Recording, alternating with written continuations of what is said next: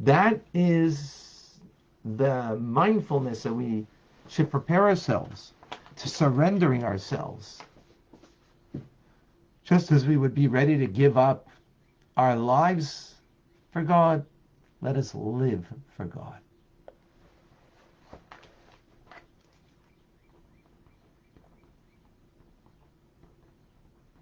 Let's live for Him instead of merely die.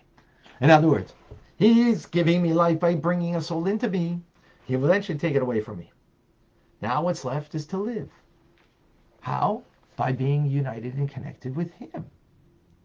So with that preparedness that I'm ready to surrender myself to live for Him, meaning to connect to Him, that's how I should begin my morning blessings. And that's how I should continue my studies during the day. With that preparation, with that mindfulness. That's called doing it lishma, for its own sake, meaning the mitzvah, like we're doing now, study Torah, for its own sake, meaning for the sake of the connection with God. And just like when you write a Torah scroll, or you write a bill of divorce, it has to be done for its own sake, right? So likewise, when you're studying, you want to make sure you're doing it for its own sake, the sake of the connection. So if you're studying, let's say, many hours throughout the day, you should take some time. Oops. I'm sorry. I think I went too far over here. Yes.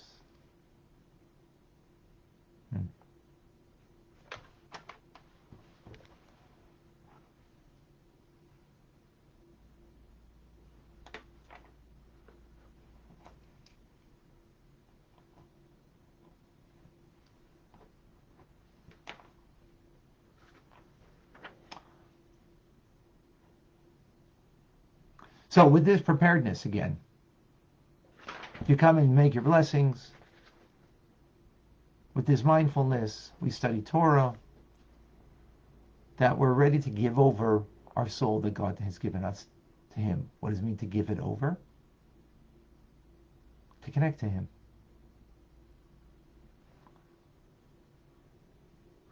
And if you're learning many hours a day, one needs to do that every hour on the hour. Why every hour on the hour? Because every hour is a different flow of divine energy, which this is what defines time. Time, actually, I have a thought. Tick, tock, tick, tock. Tick, a flow of divine energy ticks into this world. And for that hour, we talk in words of Torah, talk words of prayer, thoughts that go along with that, and of course the actions. You know what happens with that after the hour? That talk, it's my own idea, it goes back up. That energy goes back up. And this is what the definition of time is. No one can tell you the definition of time except for Chassidus. It's an advance and a retreat. Advance of light and a retreats back. But it retreats back with the good that we did in that hour. And that's why it's God's name that animates the hour. God's name is made up of 4 letters, Shem Havaya, each one coupled with another. 4 times 3 is 12. That's the 12 hours of day. And nighttime, we pronounce this name Adoi Shem, which is also 4 letters. 4 times 3 is also 12, 12 hours at night. That's why a Jewish hour, by the way, is always 12 and 12. And that's why it might not be 60 minutes always. But that's a different story. Let's not go over there right now. The point is, and this is a very important point, is that time is defined by the flow of divine energy, the advance of the light that comes into this world, and then it retreats at the end with all the good deeds and the mitzvah in the Torah that we've learned. Therefore, it's important that we have a mindfulness every hour on the hour of what we're doing, the mitzvah that we're doing, because there's a new divine energy that is entering this world that will, at the end of that hour, take all the good, the Torah study that we've done and the mitzvahs that we've done, back up. That's a mindfulness that will be beautiful. And what is the sole purpose of our study? Is to cause a gratification to God in the good that we do. As a metaphor that we've learned in chapter 31, the joy of the king when his only son returns after being released from captivity or imprisonment. What a joy. So the greatness of the crown prince, the son, is not that he's happy that he's been released for his own sake.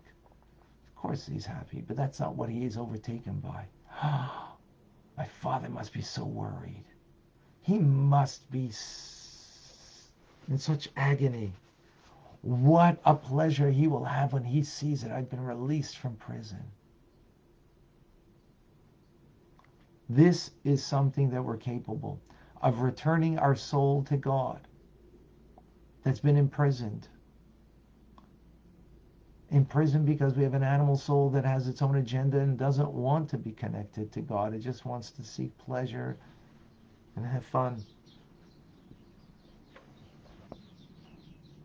This is a natural love of the soul, and it's genuine for the soul that it wants completely every hour upon the hour and every moment to have this connection to the divine, to surrender the soul to God, to the divine, to be united and connected. That's all it wants. Just as the real true son, all it wants is being released from imprisonment. My father's going to be so happy. It's very powerful and genuine thing that we all have a capacity for in the mindfulness of Torah study and every mitzvah that we do, because it is the reality of the soul. It's the natural love that has been bequeathed from our ancestors to our soul. Nevertheless, in conclusion of chapter 41, the Alter Rebbe says, shouldn't just be satisfied with the natural love that's there and just be aware of it. That the natural love is that you just want to return the soul to be connected and to give pleasure, gratification to the King, to our Father, to God. But we should also spend time to reflect on this and then own it, because from that reflection that we do mentally with our minds, we feed our hearts, and we can generate an actual love and awe of God through that meditation. Very powerful. A lot of things that we learned here. We learned about the concept of time and how time is something that we have a control over time.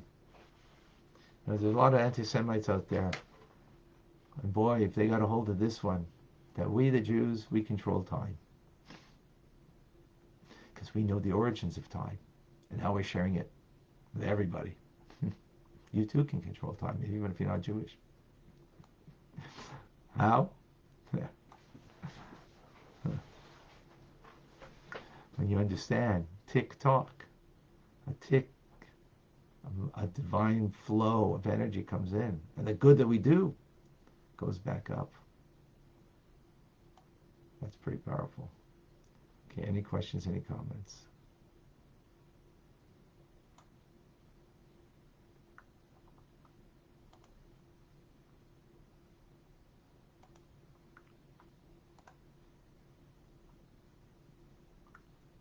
Okay. lot here.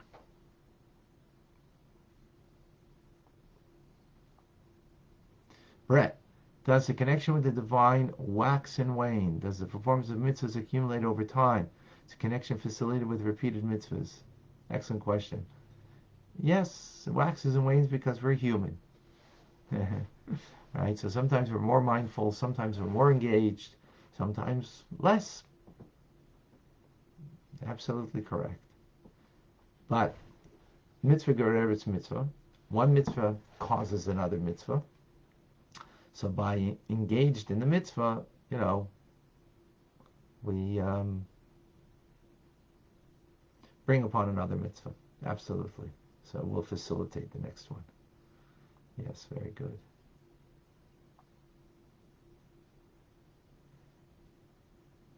Tadbida has a question. When Mashiach comes, we'll be studying Torah all the time. Will the connecting Hashem go stronger because we go beyond the natural soul wants? Yes, absolutely correct. We will not just be learning Torah all the time. We'll be experiencing it all the time. What we learn now, we don't really experience. We will then. Yeah. Excellent. John, is the Torah we learn in heaven to be continued? Continuation of Torah we learn in Asiya.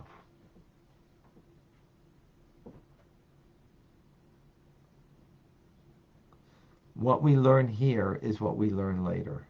Yes, absolutely correct. Yeah, if I understood what you said, if I got that right.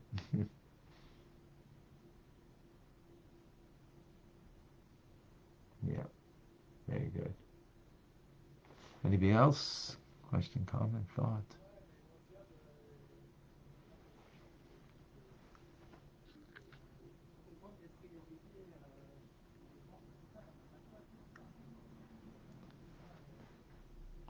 Jennifer Elisheva. Yes, TikTok reminds you of breathing. Absolutely. It's the breath of life. Yep.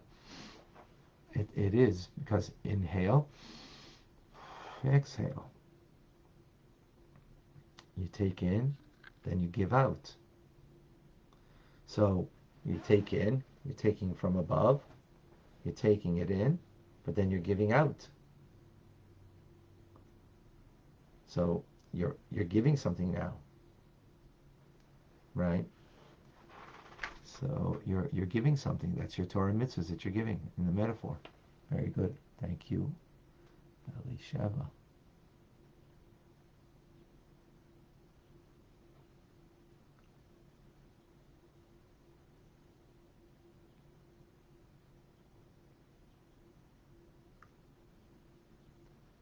Alrighty.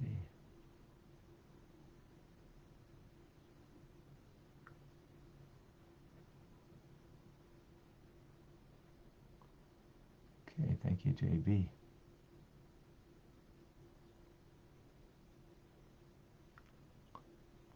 Alrighty.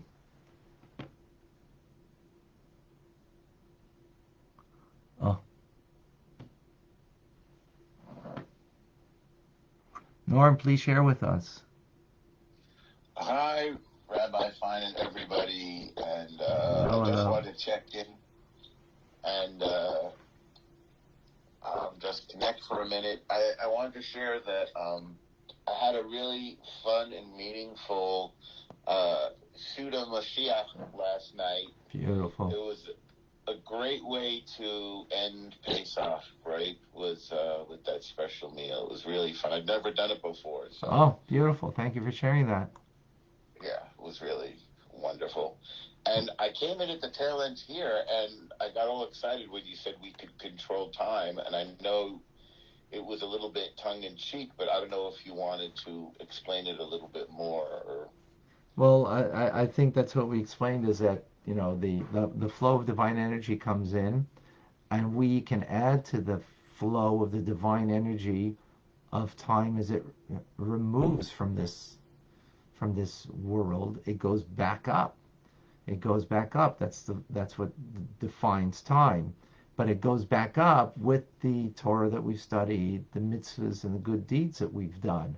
So the divine light of God that's energizing the moment, the hour, in particular that we were speaking about, is then being elevated or going back that divine energy with something more than it came in with. That is master of time, which is unbelievable when you think about it. Yeah, it's excellent. I appreciate you going over it again for me. It's very inspiring, so I appreciate it. With pleasure. And I'm glad you had an amazing Mashiach Suda. We had here also, and people shared, actually, off the cuff, people shared. And it was beautiful. It was beautiful. All right, folks. Rambam is coming up. Uh, wishing everybody an amazing day and a good Shabbos. Rabbi Ronnie Fun coming to you from Chabad Zurich and Kadesh in Montreal, Canada. It's a privilege and a pleasure to share with you the Tanya. Have an amazing day and a wonderful good Shabbos. Thank you all. God bless. Good to be back. And may Shalom Nayach Yitzchak ben Shoshana Dina have a speedy and complete recovery after his minor surgery that will hopefully remove everything, and there'll be nothing but good news left. All the best.